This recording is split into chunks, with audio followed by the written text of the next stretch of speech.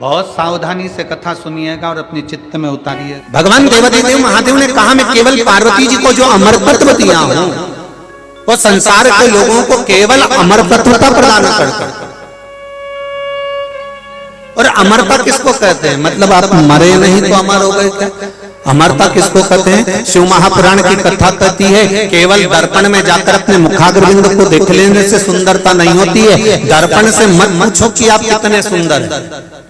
दर्पण में देखने से सुंदरता प्रतीक नहीं होती है। दर्पण से ना पूछिए कि आप कितने सुंदर हैं। सुंदरता कहां से प्रतीक होती है? तो कहा कि आप कहीं गए, आप कहीं पहुंचे और आपके जाने के बाद में, आपके आने के पहले अगर किसी के मुखाग्रविंद पर आपके अगर कोई चर्चा है, आपके लिए कोई प्रसन्न चित्तता है, आपके लिए कोई आनंद की बात है, तो समझिएगा कि आप वैसे ही सुंदर हो, वैसे ही आनंदित हो। आपको दर्पण देखने की जरूरत नहीं पड़ती है। आपको दर्पण नहीं देखना। जिन गंगा मैया के तट पर हम कथा सुन रहे हैं, माता पार्वती जी की बहन है गंगा मैया। जितना माता पार्वती जी ने तप करा उससे दुगना गंगा मैया ने तप करा है।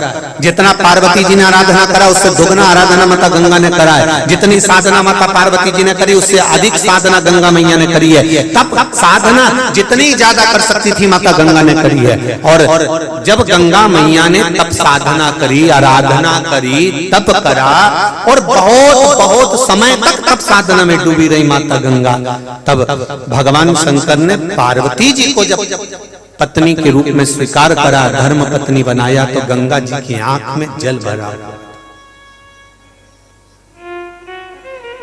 गंगा जी रो रही थी।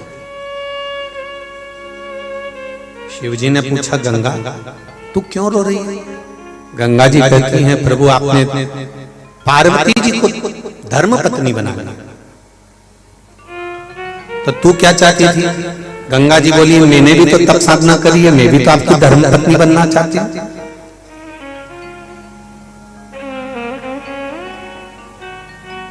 मैं भी तो आपकी धर्म पत्नी बनना चाहती हूं। और आपने गंगा जी कह रही है कि आपने पार्वती जी को धर्म पत्नी बना लिया। भगवान कहते हैं अरे गंगा मैं तुझको धर्म पत्नी नहीं बना सकता। गंगा जी कहती है मेरी आराधना में, मेरे पाठ में, मेरी पूजन में कोई कमी रह गई? आप आए नहीं और सुबह हो गई, मेरी पूजा की थाली धरी की। कोई आराधना में कमी हुई है? कोई पूजन में कमी हुई है? कोई तप साधना में कमी हुई है?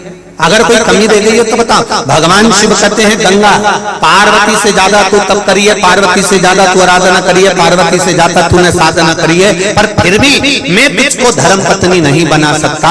तो कारण क्या है? भगवान शंकर कहते हैं तेरी तप साधना के बल पर, इतनी आराधना के बल पर अगर मैं तेरे को धर्म पत्नी बनाऊंगा गंगा, तो धर्म पत्नी पति के बराबर में आकर बैठती है। पर गंगा तूने इतना तप करा है, इतना तप करा है कि मैं तुझे बराबर में नहीं बिठा सकता, तुझे अपने सिर पर बिठाऊंगा, इसलिए मैं तुझे अर्धांगिनी नहीं बना सकता। मैं तुझे अर्धांगिनी नहीं बना सकता, मैं तुझे धर्म पत्नी नहीं बना सकता।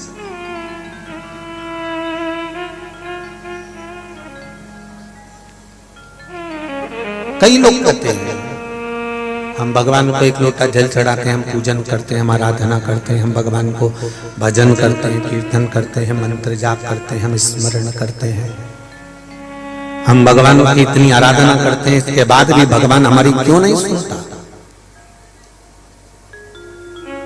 भगवान से तुम्हारा भेद नहीं है? सुन लो री काशी वाली जी, भगवान से तुम्हारा भेद नहीं है। पर अगर भगवान सुनने के बाद भी अनसुना कर रहा है तो जरूर विचार करिएगा कि तुम्हारे लिए कुछ अच्छा सोच कर रखा होगा।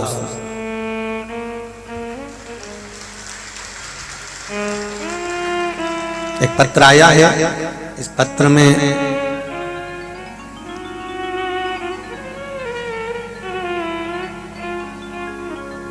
सुरभि अर्पित साहू जबलपुर से हैं, कहीं बैठे हो तो हाथ हिलाइए। सुरभि, अर्पित, साहू कहीं बैठे हो तो दोनों हाथ हिलाइएगा। आप ही हैं? दोनों हाथ हिला दीजिए। श्री शिवाय नमस्ते। मैं अर्पित साहू जबलपुर से आई हूं। मेरे पेट में गठान हो गई थी लगभग 6 cm की। उसका ऑपरेशन होना था। दूसरे दिन जब मैं घर आई, मैंने अर्पित को बोला मुझे ऑपरेशन नहीं कराना। अर्पित बोले गठान बढ़ती जा रही है, करा लो। मेरे पास दूसरे दिन 2 बजे तक का टाइम था। मैंने YouTube में गठान ठीक करने का उपाय ढूंढने का प्रयास करा, तब आपकी कथा प्राप्त हुई। जब उसमें आया कि एक बेल को जलाकर पीपल के पत्ते पर रखकर बेलपत्री के पेड़ के नीचे पिपलेश्वर महादेव का नाम लेकर स्मरण करें और कुछ समय बाद उस जले हुए बेल की भस्म को लेकर शिवजी पर अर्पित करें। बाद में उसे वही मंदिर में रखकर थोड़ा सा सेवन करें। वह उपाय मैंने करना प्रारंभ करा। दोपहर दूसरे दिन 2 बजे मेरा हॉस्पिटल में ऑपरेशन होना था। पति मुझे हॉस्पिटल लेकर गए। डॉक्टर बोले ऑपरेशन थिएटर में ले जाने की तैयारी होने लगी। तब मैंने डॉक्टर साहब से कहा, डॉक्टर साहब एक सोनोग्राफी और कर लीजिए। डॉक्टर साहब ने एक सोनोग्राफी और करी और एक सोनोग्राफी और कर उस रिपोर्ट को जब डॉक्टर साहब ने देखा तो डॉक्टर भी आश्चर्य में पड़ गए कि वो गठान गायब हो चुकी थी। वो गठान नहीं, गठान समा गठान चली।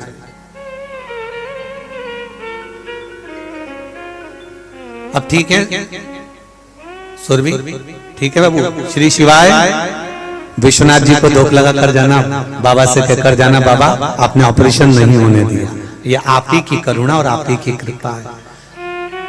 आपका विश्वास, आपका भरोसा, आपकी दृढ़ता, आपका स्नेह जो आप बाबा देव अधिदेव महादेव को दे रहे हैं, प्रदान कर रहे हैं। शिव कथा कह रहे हैं। एक देवराज नाम का ब्राह्मण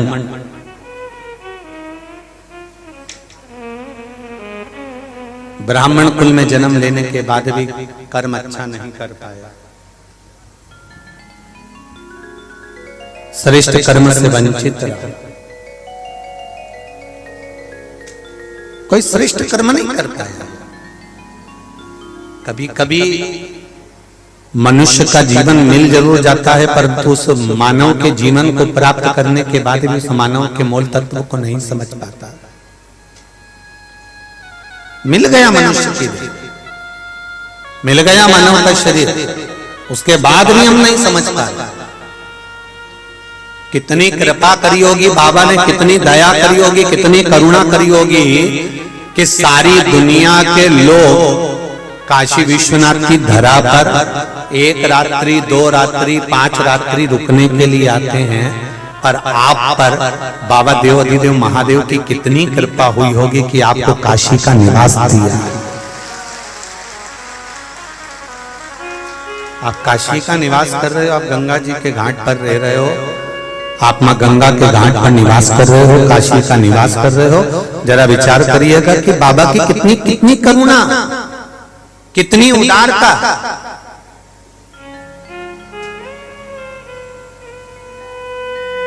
एक बार हमने पहले भी कथा में कहा, आज फिर करें। आप अपने घर में अपने कमरे में कभी भी अटाला चीज नहीं रखते। रखते हो क्या? नहीं।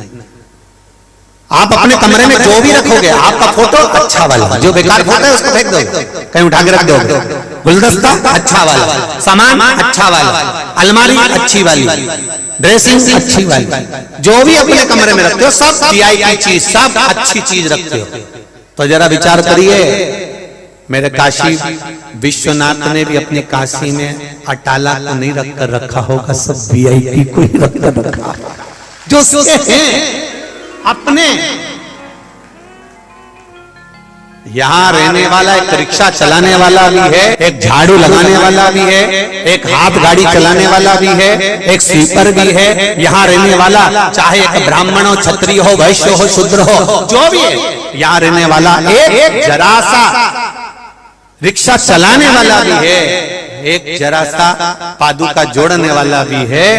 तो जरा विचार करिएगा कि विश्वनाथ की नगरी में रह रहे हो तो आप साधारण नहीं हो सकते। मेरे शंकर के पुराने कुछ जुड़े हुए पहले के कोई संबंध होंगे जो बाबा ने आपको इस नगरी में रखा, इस नगरी में रखा।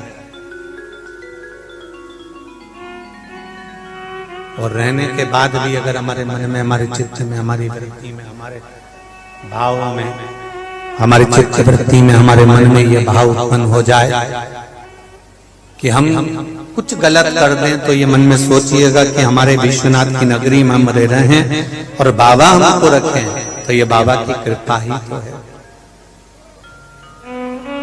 बाबा की करुणा ही तो है।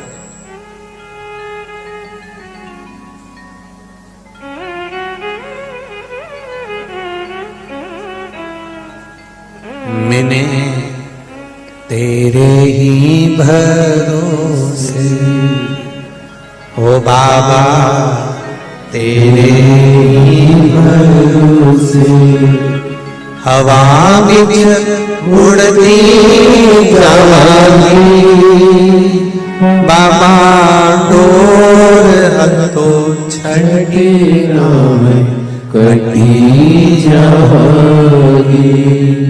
भोले मैं तेरी पत्न, शंभो मैं तेरी पत्न, हवा बिच उड़ती जाऊंगी, बाबा डोर छठे कटी जाऊंगी। शिव कथा कर रही है। देवराज नाम का ब्राह्मण कुल में जन्म लेने के बाद, ब्राह्मण तत्व धारण करने के बाद, एक ब्राह्मण के परिवार में जन्म लेने के बाद भी श्रेष्ठ कर्म नहीं करता।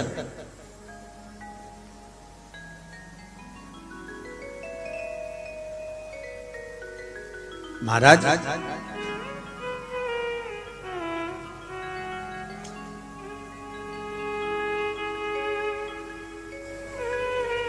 दुनिया बदलोगे ये सोच कर बैठे हो कि मैं दुनिया बदल दूंगा, दुनिया को बदलने में लग जाओगे तो स्वयं एक दिन हार जाओगे। याद रखना एक बात को, ये विश्वनाथ की नगरी से कथा सुन रहे हो जितने लोग आस्था चैनल पर, फेसबुक, यूट्यूब पर, और जितने इस मां गंगा के पावन तट पर, विश्वनाथ की धरा पर, और कथा भी कहां हो रही है? विश्व सुंदरी पुल के नीचे।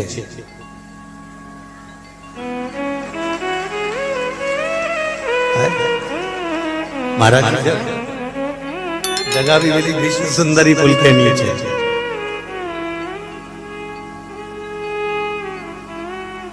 तो यहाँ जितनी भी बैठी हैं सब विश्व सुंदरी ही हैं। और यहाँ हम लेडीज और पुरुष से मतलब नहीं रख रहे हैं कि महिला को कहा गुरुजी ने कि पुरुष को कहा। यहाँ तो जितने पुरुष हो, महिला हो, जितने हो, अब बाबा की राजधानी में बैठे हो, बाबा की राजधानी में तो शंकर भगवान के पास तो जो भी आता है वो शिव का गण ही रहता है। तो उसमें अब ये थोड़ी ना है कि ये गणी है कि गण है। यहाँ तो सब एक बराबर है। यहाँ तो आत्मा देखी जाती है, चित्त वृत्ति मन देखा जाता है। तो हृदय की सुंदरता होना चाहिए। दुनिया बदलोगे तो स्वयं हार जाओगे। शिव महापुराण कहती है कि दुनिया को बदलने चलोगे तो स्वयं हार जाओगे। इसलिए शिव पुराण कहती है स्वयं को बदल लो तो दुनिया जीत जाओगे। स्वयं को बदल लो। हम अपने आप को नहीं बदल पा रहे। हम अपने स्वभाव को, अपनी चित्त को, अपनी वृत्ति को। देवराज ब्राह्मण कुल में जन्म लिया, ब्राह्मण कुल में रह रहा, ब्राह्मण परिवार में जन्म लेने के बाद भी सब कुछ कर सकता था, पर अपने आप को नहीं बदल पाया, अपनी चित्त वृत्ति को नहीं बदल पाया, अपने आप को बदल नहीं पाया।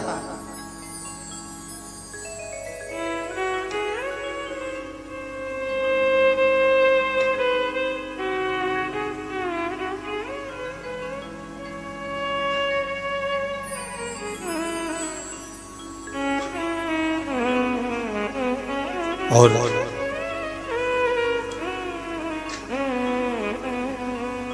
देवराज की आंखों में कभी जल नहीं आया, कभी नहीं रोया वो।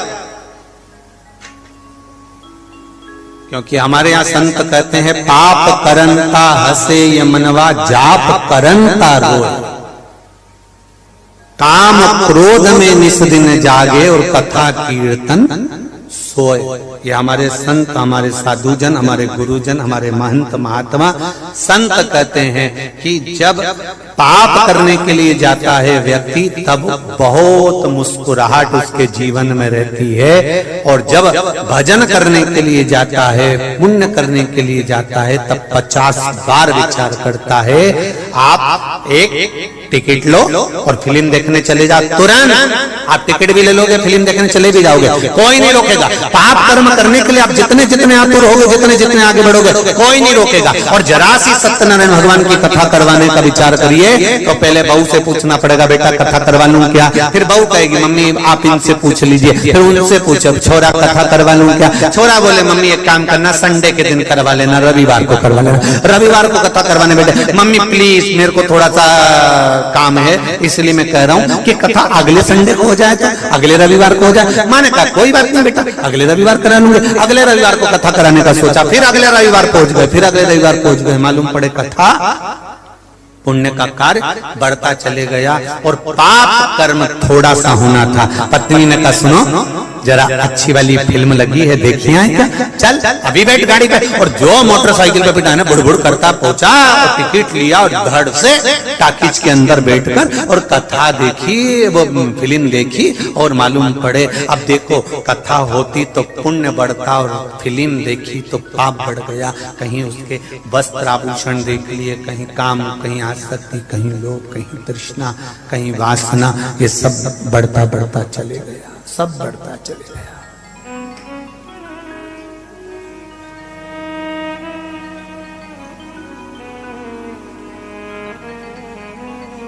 भगवान शंकर के होना,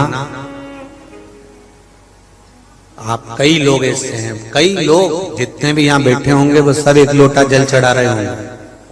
बोलो रे चढ़ा रहे हो, किन चढ़ा रहे हो? जरा जम के तो बोलो, चढ़ा रहे हो सब? जितने बैठे हो ना सब एक लोटा जल चढ़ा रहे हो, तो मतलब ये पक्का हो गया कि तुमने भगवान शंकर से संबंध जोड़ लिया। जोड़ लिया कि नहीं जोड़ लिया? परंतु ये तुम हाँ तो कर रहे हो कि तुमने शिव जी से संबंध जोड़ लिया, पर निभाना कठिन है।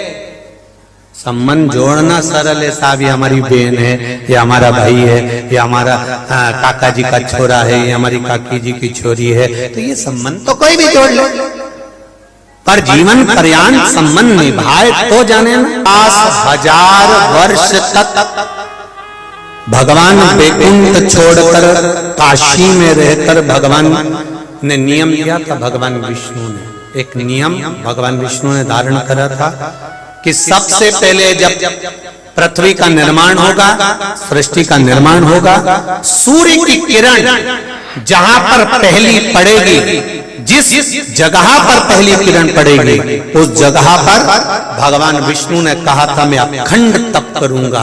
और जैसे ही पृथ्वी का निर्माण हुआ, सृष्टि का निर्माण हुआ, सृष्टि का निर्माण होते से सृष्टि का जैसे निर्माण हुआ, सृष्टि का निर्माण होते से, पृथ्वी का निर्माण होते से सूर्य की पहली किरण सबसे पहले काशी में पड़ी। तो भगवान विष्णु वैकुंठ छोड़कर काशी में आकर निवास करते। भगवान विष्णु वैकुंठ छोड़कर काशी में आ गए और भगवान विष्णु ने इसी काशी में 50,000 वर्षों तक भगवान विष्णु ने काशी में रहकर तप साधना।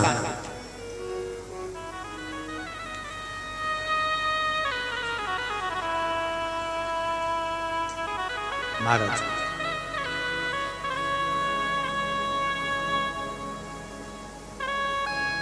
काशी को देखकर भगवान बड़े प्रसन्न होते थे।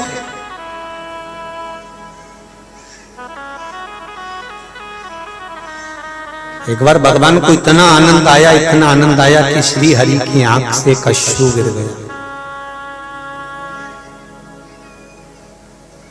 उससे एक सरोवर बन गया जिसको बिंदु सरोवर कहते हैं। और भगवान बिंदु माधव बनकर यहां पर निवास करने लगे काशी की धरा पर। बिंदु सरोवर पर भगवान बिंदु माधव बनकर निवास करने लगे। 50,000 वर्ष तक जब भगवान यहां तप साधना में डूब गए, तब माता लक्ष्मी भगवान को ढूंढते ढूंढते काशी पहुंच गई।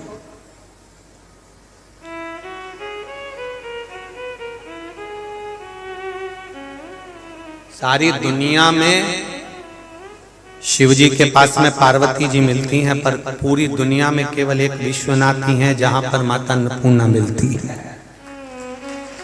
जहां अन्नपूर्णा महारानी मिलती है वो पूरी दुनिया में एक ही है। विश्वनाथ की पावन धरा ये काशी, ये विश्वनाथ की पावन धरा ये काशी, जहां अन्नपूर्णा भगवान शंकर के साथ विराज। आई माता लक्ष्मी भ्रमण करती करती काशी में पहुंच गई। देखा तो भगवान नारायण तो तप में लीन, भगवान विष्णु तो तप साधना में लीन। उन्हें कोई मतलब नहीं कि कौन आया। भगवान तब जब तप साधना में लीन हो गए,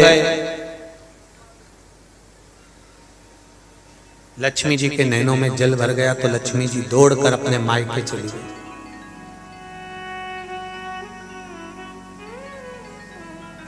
दौड़कर जब मायके में पहुंची है माता लक्ष्मी, और माता लक्ष्मी ने जब मायके में पहुंचकर अपनी मां के गले लगी ख्याति देवी के, तो ख्याति देवी ने पूछा, बेटी क्या हो गया, तू रो क्यों रही है? तेरी आंखों में अश्रु क्यों है? किस लिए रो रही है तू? आंख में आंसू क्यों भरा हुआ? अगर बेटी की आंख में अश्रु होता है ना, तो पिता और माता तो पूछेंगे ना कि आखिर कारण क्या है बेटा? जब हमने लड़का अच्छा ढूंढा, सर्विस वाला ढूंढा, परिवार अच्छा ढूंढा, खूब दहेजा भी दिया, खूब जोरदार की नौकरी करने वाली, तो तेरी आंख में आंसू क्यों?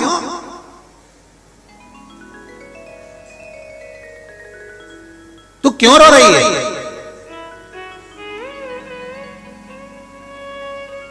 लक्ष्मी जी के भाई आ गए और दाता विदाता ने आकर पूछा, क्यों लक्ष्मी क्या हो गया, क्यों रो रही है, क्या हुआ, क्या तेरे को, रोने का कारण क्या है? ख्याति के गले लग गई, माता के गले लग गई माता लक्ष्मी, रो रही, खूब रो रही। माँ ने खूब पूछा, बेटा हुआ क्या, क्या कारण है तू रो रही है? तब लक्ष्मी जी ने कहा, माँ मेरे स्वामी बैकुंठ को छोड़कर 50,000 वर्ष का तप करने के लिए काशी में जाकर निवास करा है, और वो वहां तप की मुद्रा में, साधना की मुद्रा में बैठे हुए हैं। मैं गई, वहां पहुंची, पर मैंने देखा कि वहां नारायण मुझे देख भी नहीं रहे, वहां देख भी नहीं रहे।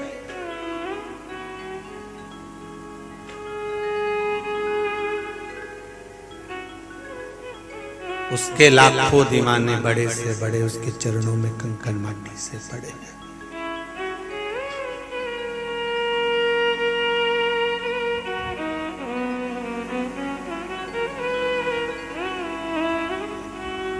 सारी दुनिया में जाइएगा, हो सकता है वहां लक्ष्मी से काम बन जाए, पर पूरी दुनिया छोड़कर विश्वनाथ के पास आइएगा, यहाँ लक्ष्मी से नहीं, केवल तुम्हारी भक्ति से काम बन जाता है, केवल तुम्हारी भक्ति। और महाराज जी हमने देखा यहाँ बाबा जी कि जब बेटी निधि को परमिशन नहीं मिली, तो हमने देखा, तो हमने उसको एक ही बात कही कि अब तो विश्वनाथ के हाथ में है कथा करवाना और ना करवाना।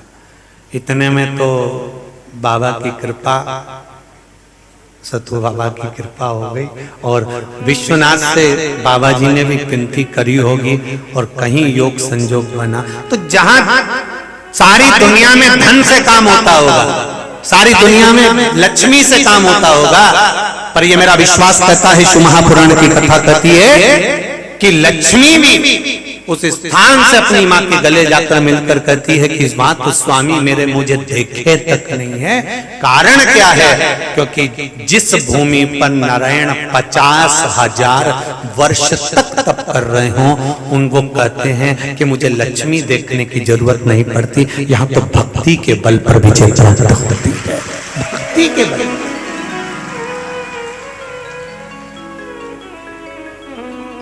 केवल भक्ति विशेष। तो तू रो क्यों रही है? तेरा रोने का कारण क्या है? ख्याति देवी पूछ रही है अपनी बेटी से क्यों रो रही है, और होना चाहिए माँ अपनी बेटी से पूछे तेरे रोने का कारण क्या है। एक पिता अपनी पुत्री से पूछे तेरे रोने का कारण क्या है। जब परिवार अच्छा, कुटुंब अच्छा, धन अच्छा, वैभव अच्छा, तो तू क्यों रो रही है? रोने का कारण क्या है तेरा?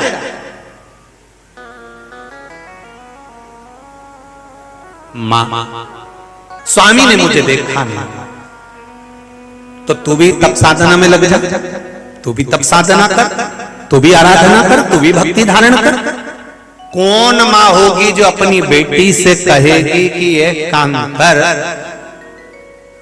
जब भी विवाद होता है तो एक ही चीज के पीछे होता है कि ये मुझे कहीं घुमाने नहीं ले जाते हैं।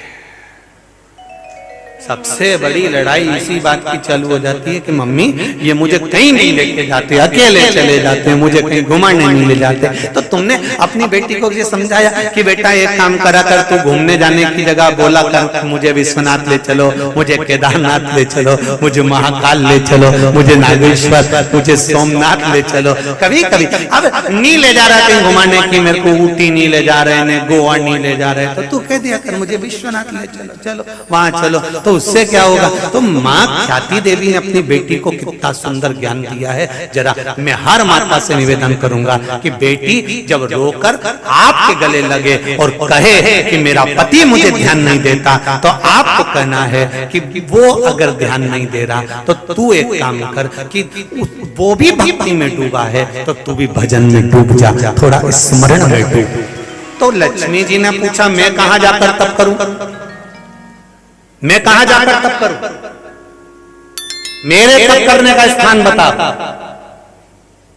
उन्होंने काशी ढूंढी है तो मुझे भी काशी चाहिए। अब जितने फिर वही वाली बात आ गई कि दुर्योधन और रावण ये दोनों में महापाप, सबसे ज्यादा पाप किसने करा था?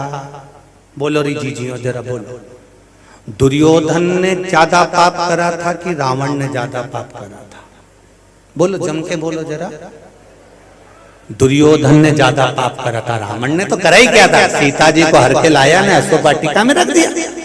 और दुर्योधन ने केस पकड़ा, दुशासन ने सभा में लेकर आ गया। दुशासन और दुर्योधन चीर खींच रहे हैं द्रौपदी का, एक नारी को भरी सभा में नग्न करा जा रहा था। तो रावण ने तो सीता जी को केवल अशोक वाटिका में ले जाकर रखा था। रोज कहता था सीता तुम मेरी बन जाओ, पर कभी उसने माता जानकी के वस्त्र को स्पर्श कर कर नहीं खींचा। तो इससे बड़ा द्रोही, इससे बड़ा राक्षस प्रवृत्ति का तो दुशासन था। फिर दशहरे पर दुशासन का पुतला क्यों नहीं जलता? दुर्योधन का क्यों नहीं जलता? केवल जलता है तो रावण का ही जलता। इनसे बड़ा पापी तो वो था कि उसने पाप कर्म कर दिया था, एक नारी के वस्त्र को भरी सभा में खींच दिया था।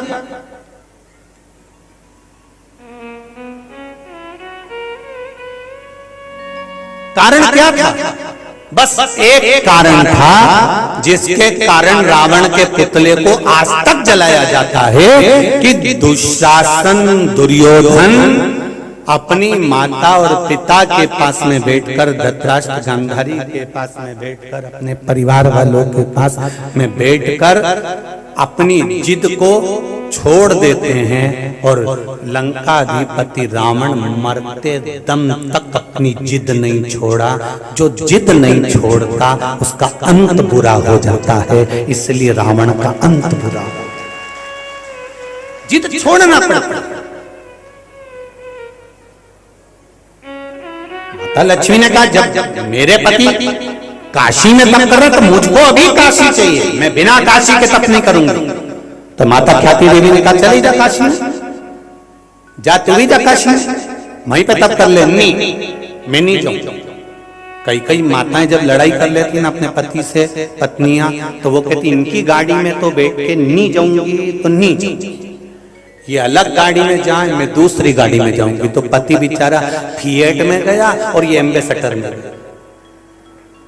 अब दिक्कत तो अब ये कि मेरे को भी काशी चाहिए और ये मैं काशी के बिना तप नहीं करूंगी। तो माता ख्याति देवी ने कहा कि सुनो लक्ष्मी, एक काम करो कि तुम नारायण की धर्म पत्नी हो, नारायण अगर तप करते हैं तो काशी बन जाती है, तू तप करेगी तो वो भी काशी बन जाएगी।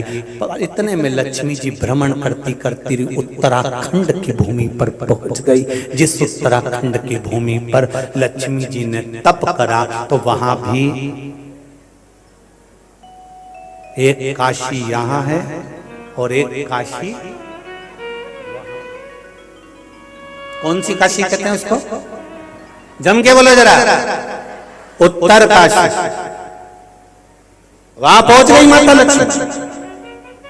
अब लक्ष्मी जी ने थोड़े समय तक तो तप करा, काशी का निर्माण कर दिया, उत्तर काशी बस गई। पर लक्ष्मी जी का चित्तवृत्ति नहीं लगा, लक्ष्मी जी भ्रमण के लिए निकल गई। भ्रमण करते करते करते करते भगवान शंकर के धाम में पहुंच गई। कहां? बद्री विशाल शंकर जी का धाम था, जहां पर भगवान शिव पार्वती जी के साथ रहते थे। कैलाश भगवान शंकर जहां बैठकर तप साधना करते थे, और बद्री आश्रम जहां पर भगवान शिव माता पार्वती जी के साथ में अपने घर में निवास करते थे। लक्ष्मी जी भ्रमण करती करती करती करती उस पावन धरा पर वहां पहुंच गई। और लक्ष्मी जी वहां पहुंचकर बद्रिकाश्रम में जब लक्ष्मी जी ने देखा कि बड़ा सुंदर बद्रिकाश्रम है, पेड़ के पौधे लगे हैं, बद्रिकाश्रम बड़ा सुंदर है, देखकर लक्ष्मी जी तुरंत भगवान के पास में आई। आज नारायण भगवान की 50,000 वर्ष की साधना पूर्ण हो चुकी थी। साधना पूर्ण हुई, लक्ष्मी जी आकर विराजमान हुई। जैसे ही लक्ष्मी जी आकर विराजमान हुई, भगवान विष्णु ने देखा लक्ष्मी आज तू बड़ी प्रसन्न दिख रही है, तेरी प्रसन्नता का कारण क्या है, तू इतनी आनंदित क्यों दिख रही है?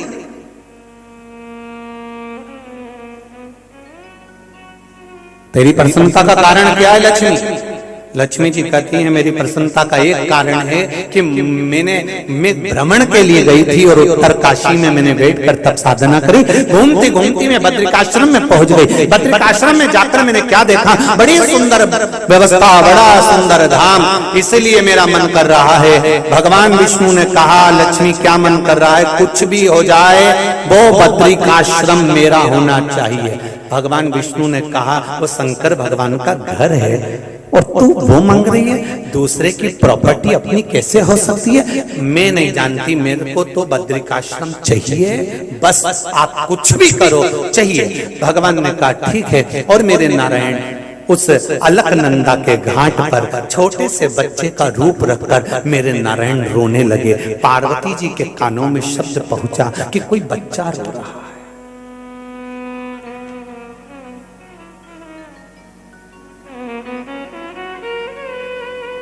ये काशी की कथा चल रही है, ये काशी का महत्व चल रहा है।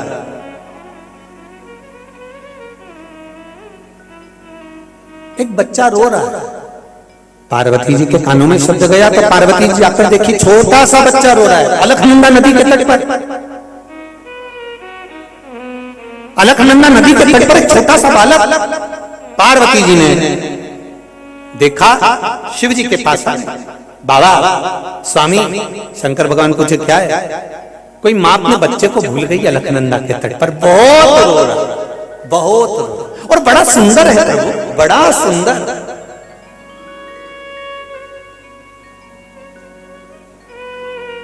शंकर भगवान बोले पार्वती मैं आंख बंद करके तप साधना में बैठ रहा हूं, तुम भी मेरे पास में आंख बंद करके तप साधना में बैठ जाओ। पार्वती जी बोली आप करुणा सागर हो, आप दया सागर हो। भगवान शिव बोले वो सारा सागर में जान गया, पर तू चुपचाप मेरे पास में बैठ जा। आप एक छोटे से बच्चे पर दया नहीं कर सकते? भगवान बोले दया ही दुख का कारण हो जाएगी, पार्वती चुपचाप बैठ जा। पार्वती जी बोली सारी दुनिया आप पर विश्वास करती है और एक बच्चा रो रहा है, आप उसको बचाना नहीं चाहते? शंकर भगवान बोले पार्वती मैंने कहा ना चुपचाप मेरे पास में आकर बैठ जा। पार्वती जी बोली मैं उस बच्चे को लेकर आऊंगा।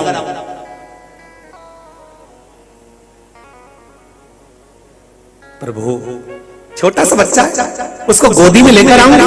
शंकर भगवान ने कहा पार्वती तू जानती नहीं है, किसी के बच्चे को अगर गोदी ले लो तो पूरी जायदाद देना पड़ती है, तुझे मालूम नहीं? अगर किसी की औलाद गोदी आ जाए तो गोदी आने के बाद में तो प्रॉपर्टी की हकदार तो बन गई। अगर तूने उस बच्चे को गोदी में लिया तो तेरी सारी जायदाद वो ले ले। शंकर भगवान ने जैसे कहा, पार्वती जी बोली क्या स्वामी अपने पास है ही क्या? शंकर जी बोले फिर रोना मत। पार्वती जी बोली इतना छोटा सा बच्चा कोई जायदाद मांग रहा है कि प्रॉपर्टी मांग रहा है कि वसीयत मांग रहा है? नहीं नहीं नहीं, मैं तो उसको लेके आऊंगी, अब तू जान। तो पार्वती जी गई, भगवान विष्णु को गोदी में उठा कर ले आई और लेके आके उनसे स्नेह भाव से उनका लालन पालन करने लगी। शाम हो गई और शाम के समय प्रदोष काल में भगवान शंकर और पार्वती के भ्रमण का समय था। शंकर पार्वती भ्रमण पे जाने लगे। शिव जी नंदी पर चढ़ गए। नंदी पर चढ़कर उन्होंने पार्वती को आवाज लगाया, पार्वती चलो। पार्वती जी बोली इसका क्या करूं? शिव जी बोले अब घर में छोड़ दे। प्रभु इतना छोटा सा बच्चा है, घर में कौन देखेगा? कौन देखेगा इसको? शंकर भगवान ने कहा ये नंदी भृंगी शृंगी ये सब बेटे हैं, ये सब इसका स्मरण करेंगे, तू छोड़ इसको घर में छोड़। और पार्वती जी ने उसे घर में छोड़ दिया। छोड़ने के बाद भगवान शंकर ने डमरू बजाया। डमरू बजाया तो भृंगी श्रृंगी जितने थे सब घर से बाहर निकल गए, बच्चे को अंदर छोड़ दिया और भगवान पार्वती को लेके भ्रमण पर निकल गए। घूमते घूमते भगवान आ गए काशी। भ्रमण करते करते बड़े आनंद के साथ पहुंच गए। पहुंचने के बाद जैसे ही बद्रिकाश्रम में पहुंचे, पहुंचते से शंकर भगवान तो अब गाड़ी पे से धीरे से उतरे, नंदी पर से धीरे से उतरे। पार्वती जी कूदी और अपने बेटे का स्मरण आया, और बेटे का स्मरण आया तो बच्चे को देखने के लिए भागी। जैसे ही भागी बद्रिकाश्रम का दरवाजा बंद। दरवाजा जैसे ही बंद, पार्वती जी ने आवाज लगाई, दरवाजा खोलो, दरवाजा खोलो, दरवाजा खोलो। कोई नहीं खोले। अंदर भृंगी तो बाहर खड़े थे, जी माता जी। श्रृंगी बाहर खड़े थे, जी माता जी। तो अंदर कौन है? कि वो छोटा बच्चा। दरवाजा किसने लगाया पता नहीं। पार्वती जी खूब आंख में आंसू भरने लगी, मेरे घर में कौन प्रवेश कर गया? अगर दरवाजा नहीं खुला मैं हाथ में जल लेकर श्राप दे दूंगी। इतनी देर में दरवाजा खुला और नारायण लक्ष्मी दरवाजे के बाहर आकर खड़े हुए और दोनों ने कहा भोलेनाथ जी से। शंकर भगवान ने पूछा प्रभु आप? भगवान विष्णु बोले हाँ स्वामी हम यहाँ आ गए, ये घर लक्ष्मी जी को अच्छा लग रहा है। तो भगवान शंकर ने पूछा क्या चाहते हो? ये बद्रिकाश्रम हमको दे दो। शंकर भगवान ने कहा तथास्तु। इतने में लक्ष्मी पार्वती जी बोली काहे को तथास्तु?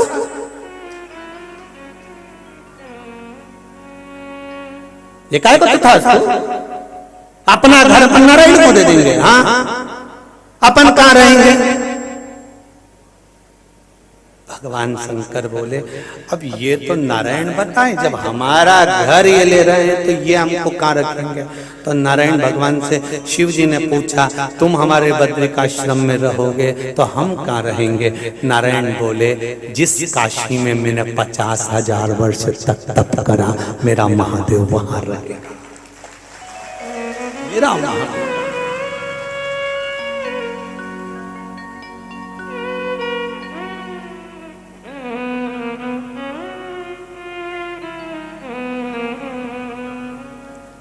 शिव जी बोले मैं गंगा के बिना नहीं रह सकता, यहां पर अलग गंगा है, मैं गंगा के बिना नहीं रह सकता। भगवान नारायण ने कहा चिंता मत करो वहां गंगा, वो कहे ना तुम रूठे रहो बोले हम तुम्हें मनाएंगे,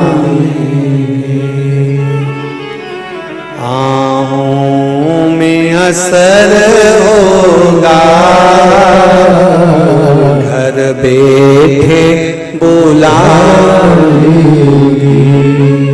तुम कहते हो भोले हमें गंगा प्यारी है, तुम कहते हो भोले गंगा प्यारी है, एक बार तो आ जाओ, गंगा भी बुला देगी, एक बार तो आ जाओ, गंगा भी बुला देगी। तुम रूठे रहो बोले, हम तुम्हें मना देंगे। आप आओ तो भगवान विष्णु ने कहा जाओ, जाइए काशी, गंगा पहुंच जाएगी। आप दे दिया बद्रिकाश्रम। भगवान नारायण ने अपना, भगवान शंकर ने अपना धाम बद्रिकाश्रम भगवान नारायण को दे दिया। आज भी बद्रिकाश्रम में चने की दाल जो चढ़ती है वह भगवान शंकर के भाव से समर्पित होती है। आपने बद्रिकाश्रम में कुछ चढ़ाया ना चढ़ाया, पर वहां चने की दाल का महत्व ज्यादा है।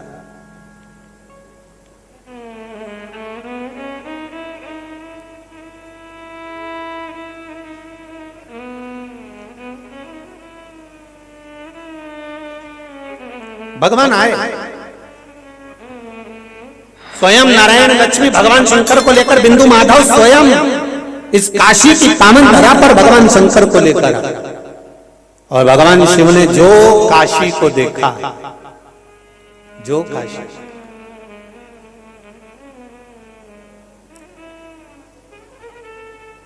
देख कर मेरे देवादिदेव महादेव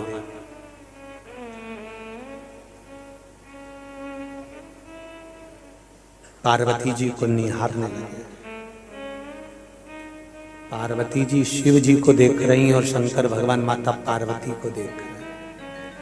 इसलिए काशी को नंदन वन कहते हैं। कौन सा वन है ये? जम के बोलो जरा। नंदन वन। उज्जैनी को महाकाल वन कहते हैं। उज्जैनी को क्या कहते हैं? महाकाल वन। इसको कहते हैं नंदन वन काशी। नंदन वन का मतलब क्या है? भगवान शंकर के 13 बच्चों में से कई संतान काशी के नंदन वन से प्रकट हुई, जैसे अशोक सुंदरी, ये नंदन वन से प्रकट हुई। अशोक सुंदरी का जन्म ही नंदन वन का।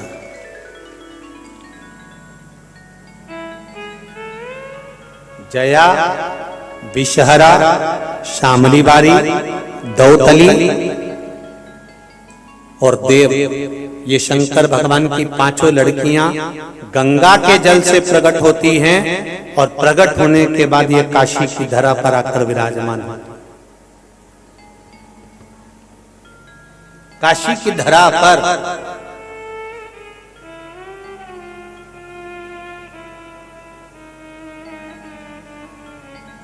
संपूर्ण नगरी। फिर निवेदन करूंगा, इस व्यासपीठ से पहले के समय में कोई देवता की मूर्ति थी कि ना थी, ये कोई वर्णन नहीं।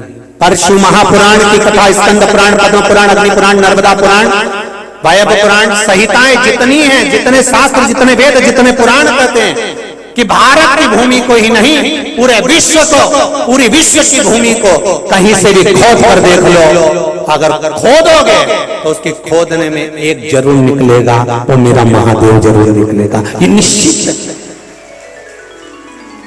क्योंकि कंकर शंकर हर जगह विराजमान है। कंकर शंकर सब जगह विराजमान है। कंकर शंकर हर जगह पर विराजमान, हर जगह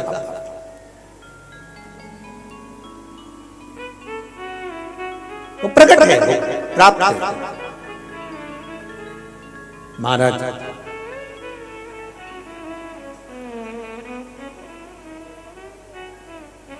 बहुत बीमारियां चल रही है, बहुत बीमारियां। वो कहते हैं ना, अभी लोग कोरोना महामारी आई थी, तो कहते हैं ना, बहुत बीमारी चल रही है, इसलिए मुख पर मास्क पहनो और गले में रुद्राक्ष और तुलसी की माला पहनो।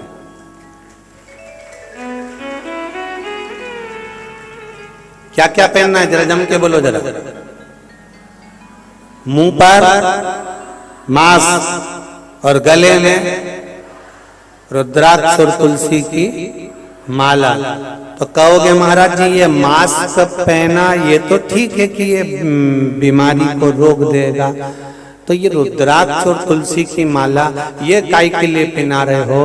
तो कहा संसार में लोग बहुत बीमारी फैला रहे हैं कि शंकर जी की पूजन मत करो, ब्रह्मा जी की पूजन मत करो, विष्णु जी की पूजन मत करो। कोई कहीं सौगंध दिला रहा है, कोई शपथ दिला रहा है, कोई कुछ करा रहा है। इसलिए तुलसी और रुद्राक्ष पहनो जिससे मालूम पड़े कि तुम सनातनी हो, तो ये बीमारी भग जाए।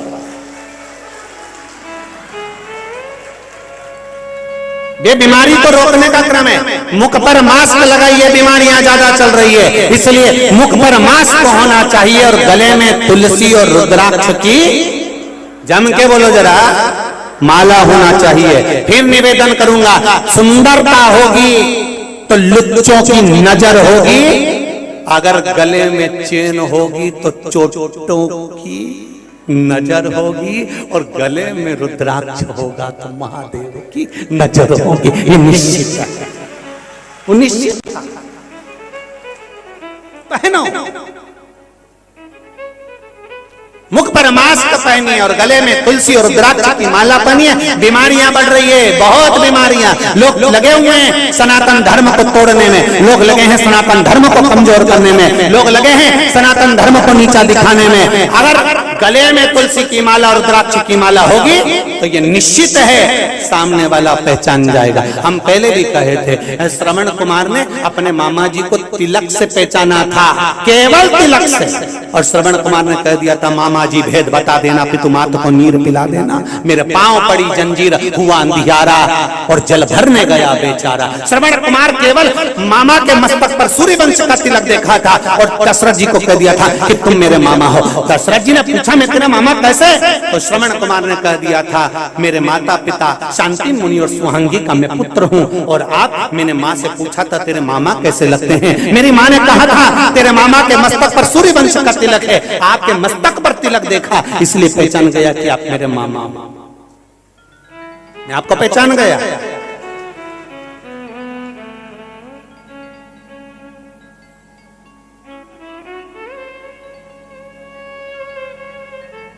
ये पहचान कहीं ना कहीं मैं महाराज जी कहने में पीछे नहीं हटूंगा। आपका दर्शन हुआ, पर मुझे ऐसा लग रहा है कि पहले भी एक बार कहीं मिल चुके हैं, कहीं स्मरण आएगा मेरे को, तो मैं व्यासपीठ से वर्णन कर। तो ये तो शिव कृपा है, मैं पहचान गया कि आप मेरे मामा है। अब मामा तो पहचान, तो जैसे ही पहुंचे स्वांगी के पास में, शांति मुनि के पास में, पहचान गए कि मेरे से गलती हो गई। यहाँ तो श्रवण कुमार मर गए। तो ये गले की तुलसी की माला, रुद्राक्ष की माला, मस्तक का तिलक, ये कंपनी का ट्रेडमार्क है कि तुम कौन सी ब्रांड के हो। CFL का बल्ब खराब हो जाता